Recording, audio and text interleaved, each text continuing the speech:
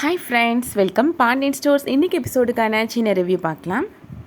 முல்லை அவங்க ரூமில் படுத்திருக்காங்க. அப்போ தனம் வராங்க. உனக்கு ஏதாவது வேணுமா முல்லை அப்படின்னு கேட்குறாங்க. எதுவும் வேணாங்க்கா அப்படின்னு முல்லை சொல்கிறாங்க.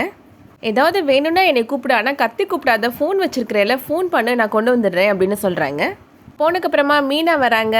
உங்களை பார்த்துட்டு போகலான்னு வந்தேன் முல்லை அப்படின்னு சொல்கிறாங்க. வலி இருக்குதா உங்களுக்கு அப்படின்னு கேட்குறாங்க. அதெல்லாம் இல்லை மீனா அப்படின்னு சொல்கிறாங்க முல்லை.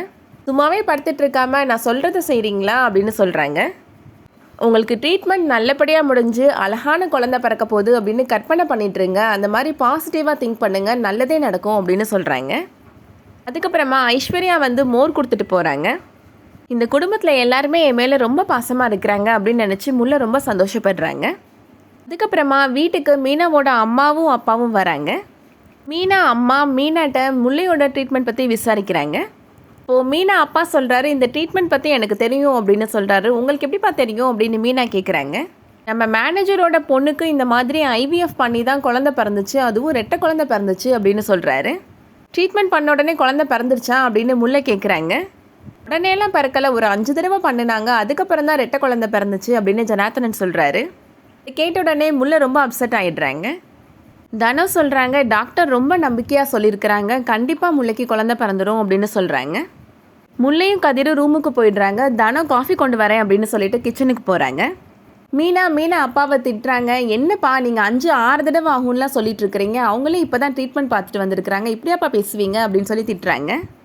மேனேஜர் பொண்ணுக்கு நடந்தது தானம்மா நான் சொன்னேன் அப்படின்னு ஜனார்த்தனன் சொல்கிறாரு.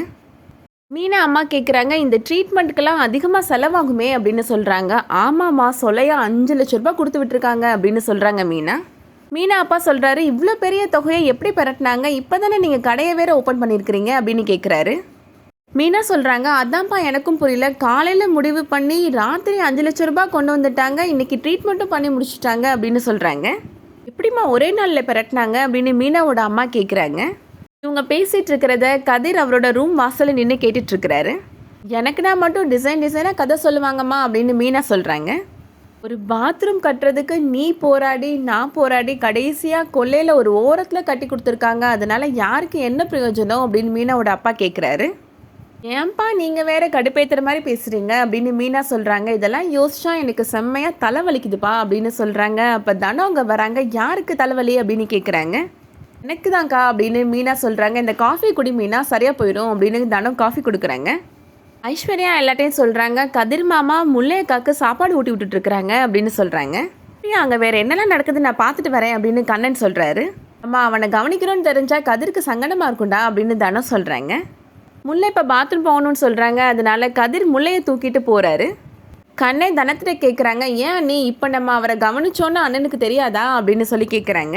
அதான் அவன் நம்மளை பார்க்கவே இல்லைல்லடா அப்படின்னு சொல்கிறாங்க தனம். எல்லாரும் கவனிப்போன்னு அவருக்கு தெரியாதா அப்படின்னு மீனா கேட்குறாங்க.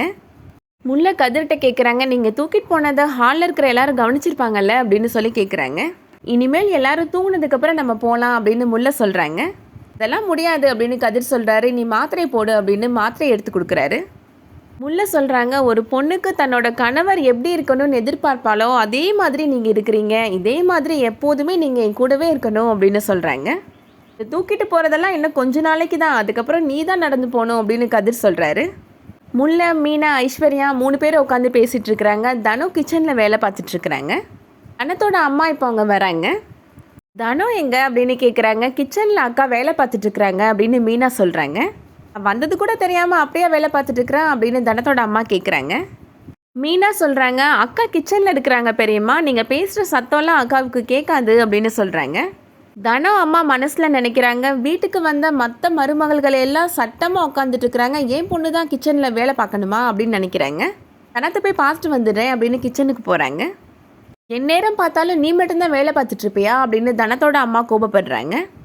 வீட்டுக்கு வந்த மற்ற 3 மருமகள்களும் ஜாலியாக பேசி சிரிச்சிட்ருக்காங்க, நீ மட்டும்தான் எல்லாருக்கும் சமைச்சிட்ருப்பியா அப்படின்னு கேட்குறாங்க. அதோட இந்த எபிசோட் முடியுது. இன்றைக்கி எபிசோட் உங்களுக்கு பிடிச்சிருந்துச்சுன்னா லைக் பண்ணிக்கோங்க. சீரியல் அப்டேட்ஸ்க்கு நம்ம சேனலை சப்ஸ்கிரைப் பண்ணிக்கோங்க. தேங்க்ஸ் ஃபார் வாட்சிங்.